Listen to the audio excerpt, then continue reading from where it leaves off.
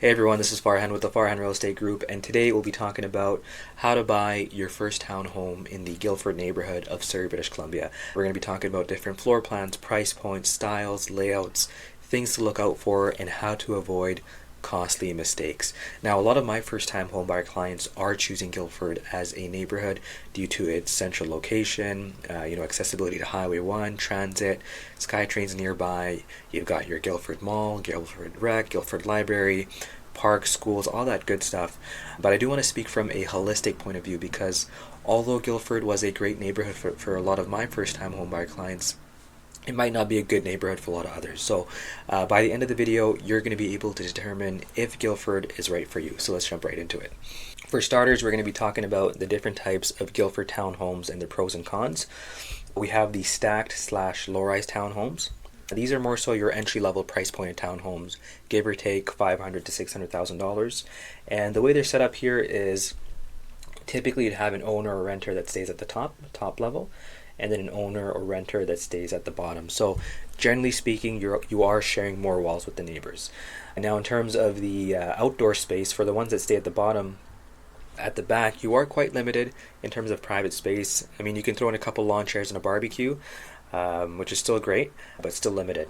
And then for the ones at the top, this is your private space. However, it does balance out because for this complex specifically, this one's right behind the Guildford Mall, Guildford Rec and the Guildford Library. And the Guildford Mall's across, the library and rec. So in terms of, amenities and things to do, you have that. Also in this complex specifically, it has a pool. A lot of these stacked low-rise townhome complexes come with good amenities. Sometimes a community space, a community center. So yeah, that's how they, kind of balance it out. This one specifically, this complex specifically, this one was built in the 70s, I believe. And I do want to talk about, buying old versus new, the pros and cons about that. If I'm not mistaken, there is a brand new, not in Guildford though, it's a different part of Surrey. They are building a brand new stacked style townhome living. So this isn't like an older thing. There are developers that are building, stacked townhomes currently as well. In terms of parking space, for this one specifically, it's outdoor within the complex. You have your own designated stalls, and I've seen other complexes in Guildford where they have the outdoor shade covering. This one specifically doesn't, but some complexes do have the outdoor shade covering as well. So that's for the stacked slash low-rise townhomes. Now next up we have our traditional multi-story townhomes. When I think townhome, when I talk about townhomes, this is what pops in my head. Your traditional multi-story townhomes, typically 2 to 3 levels. Sometimes it comes with, the main level it comes with like a little room that you can rent out. I've heard people renting that out. I know I wrote over here more affordable than detached homes. It depends. I would say slightly affordable than detached homes. So it depends. It depends on the neighborhood and all that sort of stuff too. This is great for growing families because of the space. You can get your 1,300 to 1,600 square feet of living space with these type of townhomes. In comparison to detached, it is limited outdoor space, but then when you compare it to these townhomes, you've got a lot more outdoor space. When it comes to these traditional multi-story townhomes, the most desirable ones are the ones that don't have a neighbor on one of the sides. So those are like the more of the expensive. Those are more desirable. So price points would be a little bit higher than the ones that are connected to the other neighbors. So yeah, we have some of these complexes in Guildford as well. If any questions about this, if this is an interest, feel free to reach out. Happy to chat about it. Now your narrow frontage townhomes, these are quite popular in Guildford. You'll find a lot of these as well. The 2-car tandem parking, that basically means car in the front, car in the back. A lot of car movement depending who arrives home first. The purpose behind this type of development was for efficient land use, and when you're comparing this type of townhome to this type of townhome, it feels, for the lack of better words, skinnier. This one obviously is more wide and it's more spacious than this one, and part of the efficient land use type of deal over here is typically you're going to have a limited amount of outdoor space as well. A lot of first-time home buyers actually opt in for this type of townhome just as an entry-level home, not a forever home, but it is a good entry-level home. Last up for the type of townhomes are luxury townhomes. Now, we don't have these in Guildford. You'll find more of these in, South Surrey. But I didn't want to cover this as well, just so you have an idea of them. These are larger floor plans, 3 to 4 bedrooms, very spacious, high-end finishes. Sometimes you got these rooftop decks, and obviously higher price points. These can go up to a million, 1.2 million, 1.3 million. So yeah, that's that for luxury townhomes. Not in Guildford, more so in South Surrey. Still wanted to cover it. Old townhomes, should I buy or stay away? This is the next topic, and the simple answer to such a complex question would be it depends. It depends on your situation, depends on the complex, it depends on a lot of factors. But I do want to say, do not completely disregard buying an older townhome, because there are a lot of great older townhomes in Guildford. And at the end of the day, a rising tide lifts all boats. So what that means is, let's just say complex A appreciates more than complex B.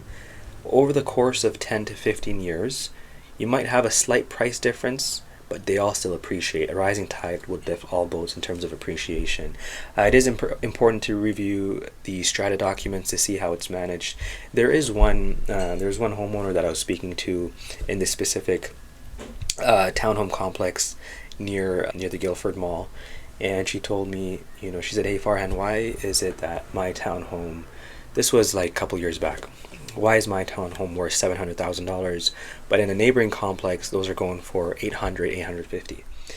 And I said, it's because of a lot of different factors, right? It's because of proximity to the road, noise, privacy. There's so many different factors. So the other townhome that we were referencing was built during the same year, around the same time, and it appreciated a lot more. So it was built around the same time but appreciated more. It was just because of how it was managed, where it's located. So a lot of different factors. So that's just one of the stories that I wanted to bring up.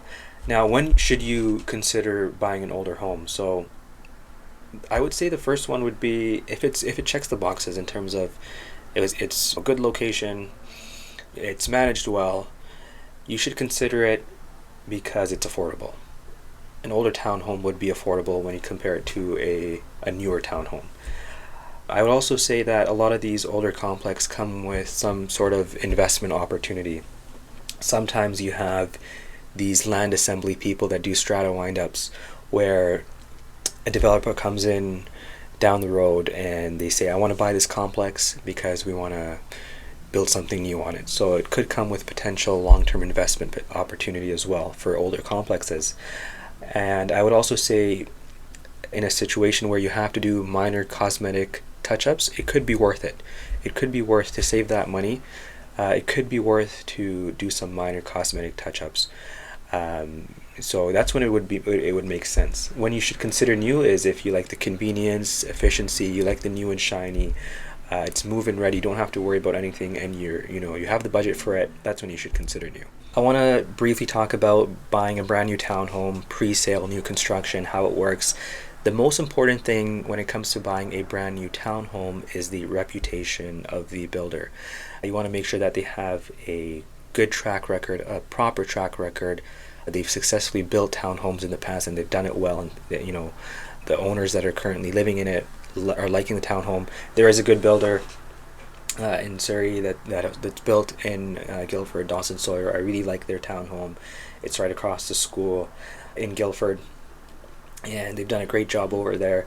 And you want to see the quality of workmanship. You're buying into a brand new townhome, you're spending that hard-earned money on a brand new townhome. You want to make sure the quality of workmanship is also there. The way buying a brand new townhome works is it first starts off with a deposit structure. So you pay about anywhere from 5 to 15% to get started, to secure your spot, and then you pay the rest upon completion. And completion could be anywhere from 1 to 2 years, give or take. It's not like a high-rise condo where it takes longer. Typically with townhomes, the construction process is quicker in comparison to a high-rise high-rise condo. Sorry, these are higher price points because they are brand new. You can find good deals out there, but typically when it comes to resale, these are going to be slightly higher. It comes with all the bells and whistles.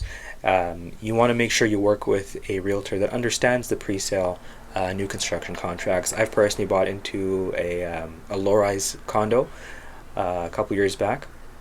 So you want to make sure that you work with a realtor that understands the contracts, that has relationships with the builders, to make sure that you have a successful brand new townhome purchase. Key things to know about strata fees. So I know a lot of first-time home buyers are familiar with the word.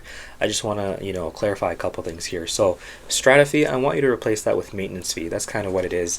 If you own a detached property that needed a roof replacement and it didn't have a strata, you're going to come out of pocket and pay for that roof replacement. In a strata, if you needed a roof replacement, that would come out usually from the strata fund that everyone contributed towards, and that would cover the roof replacement. This is just like a simple example. It all comes down to how the strata is run, but this is just an example. Now, the strata is based on a unit entitlement tied to the size of your unit. So to make that simple, within a complex, the townhome that's larger would pay more than the townhome that's smaller. So a larger townhome pays a higher strata fee than the smaller townhome. Now, when we're talking about complexes, some complexes have higher strata fees, some complexes have lower strata fees. A low fee doesn't always mean good, and a high fee doesn't always mean bad. Sometimes I've had some first-time homebuyer clients, they get really excited when they see a low strata fee, and I can understand where they're coming from, but it doesn't always mean a good thing. It could be a red flag. If a strata is underfunding the fund, it could mean major future costs to the owners. Now, this is like a potential red flag. More importantly, the realtor that you're working with should study the strata documents and explain that to you clearly in a way that you understand, and that you're clear and comfortable before making that purchase into the townhome. So that's really important about strata. Any questions about this as well, feel free to reach out and I'd be happy to help. Okay, let's do a deep dive into the Guildford neighborhood. Let's pull the Google Maps over here. This is Guildford Town Center, aka Guildford Mall. 104 Avenue over here. We have 152nd over here. Around 4:30 to 6:30 gets pretty busy out here. You're going to see a lot of cars, and then during lunchtime you'll see a lot of kids walking around because there's a lot of nearby high schools and elementary schools, all that sort of stuff. In terms of schools, if kids are in the picture, I recommend going onto this website, compareschoolrankings.org, and you can do your research on the schools in the Guildford neighborhood if kids are in the picture. I want to point out just a bit off tangent over here. It actually relates to the neighborhood though. There's an ICBC road test center over here, and then there's a claim center which also does road tests over here. So you're going to see a lot of student drivers and driving schools in the area throughout the day. So this is there's a lot of townhomes over here, and this is part of the road testing route. The only reason I know this is because my family's in the driving school business, and they've been doing this for a long time in the Guildford neighborhood. So I just wanted to point it out there. If you're if you're worried about your cars, you're going to be parking in your complex, so you don't have to worry too much. But if you're parked outside, be careful. I'm joking. You don't have. They're good drivers. The ICBC examiners do a good job. Driving schools do a good job as well. So that's just another point I want to put out there. So lots of townhomes here, as you can see. You have the William F. Davidson Elementary School. You've got a lot of cool parks here. The Guildford Heights Park over here. So cool things. You have the Guildford Town Center's over here. The cinema's over here. You have Earl's over here. Cafe like the Coffee Monster. There's a good cafe at Guildford Town Center as well. I forget the name, but it's just it's at the entrance. Dario, I think, Dario Cafe. Over here you have a lot of other shopping and retail. Over here there's a bar over here, so a lot of good things. Lots to do in Guildford. And then you have the SkyTrain that's from Surrey Central SkyTrain, or the King George SkyTrain. So if you go directions, not mine, but King George. King George Station. So right now, at the time of recording, it's around 3 p.m. So at 3 p.m. right now, it takes about 20 minutes from the Guildford town center to get to the SkyTrain. So not too bad. Yeah, so that's just a bit about the neighborhood over here. So if I were to buy a townhome today in Guildford and all the stars aligned, this would be my ideal scenario. This is a checklist that I created, and this is how I would do it. So ideally 1,200 plus in size, 3 beds is ideal for resale. Open concept main floor with living, dining, kitchen. All rooms should fit a queen bed plus nightstand. Garage access from unit is a plus, so it doesn't have to, but it is a plus. South or west facing backyard. Better light and usability. Avoid units backing onto busy roads or directly facing neighbors. So you remember the story I told you about the lady, the homeowner that I was talking to a couple years back, talking about appreciation. Why did my unit not appreciate as much as the other unit in the other complex a couple blocks down? It was one of the reasons was it was backing onto a busy road, and it was directly facing the main road. Actually, it was directly facing the main road. So that's one of the reasons why I didn't appreciate as much. Check the OCP, the official community plan for development potential in the area. So that's what I would check to see what's going to happen, what potential development, maybe for potential investment opportunity, right?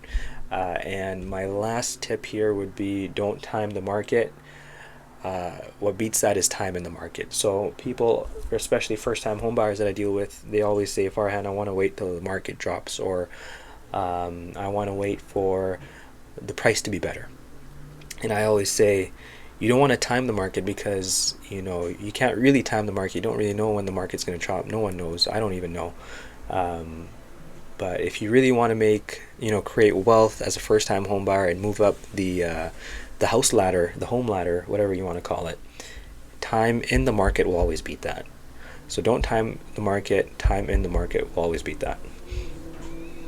Financing pre-approval before shopping for homes with a realtor.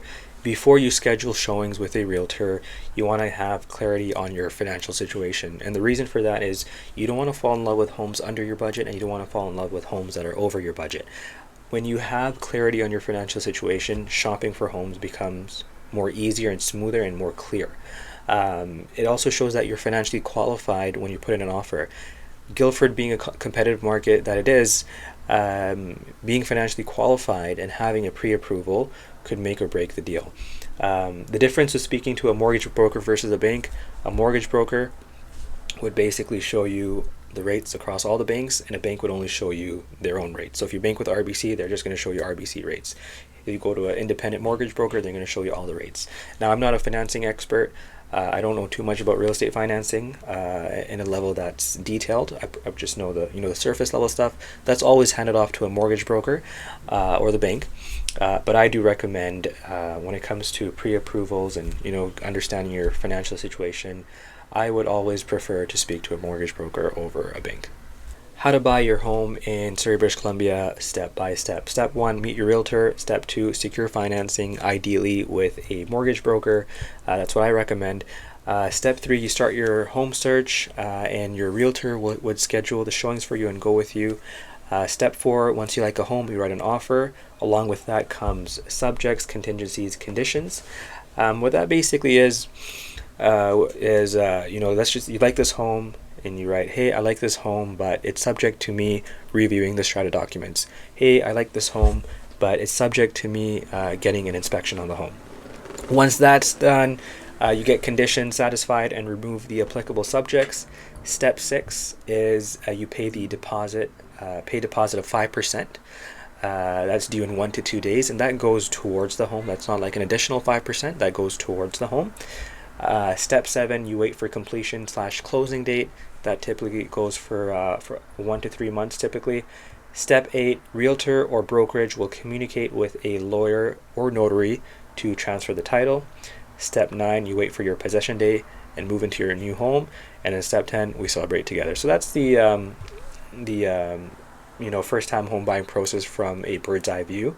If you have any questions about this, I know I went through this like from a bird's eye view, but if you want to get into a bit more detail, I'd be happy to share that with you. So here are some of the first time home buyer programs that can help you buy your first townhome. We have the first time home buyer program PTT exemption. PTT stands for property transfer tax. So it's 0 if it's under $500,000 or partial exemption up to $835,000. Then we have our FHSA, the First Home Savings Account. You can contribute up to $8,000 per year and a lifetime limit of $40,000 tax-free withdrawal. And then we have the Home Buyers Plan, HBP, via the RSP. You can withdraw up to $60,000 for individuals from your RSP tax-free to buy or build a home if you qualify as a first-time buyer. And we have the GST, HST new housing rebate. So this is for like the brand new townhomes that we were talking about. Applies when buying newly built homes from a builder. If you purchase a new home price up to $1 million and are a first-time home buyer, you may get a full rebate of the federal 5% GST. So it's a rebate. 5% down payment. So for some first-time home buyers on applicable homes, and it's dependent on your situation, on a $500,000 home, it would be $25,000. You would still have to consult with a mortgage broker on this as well.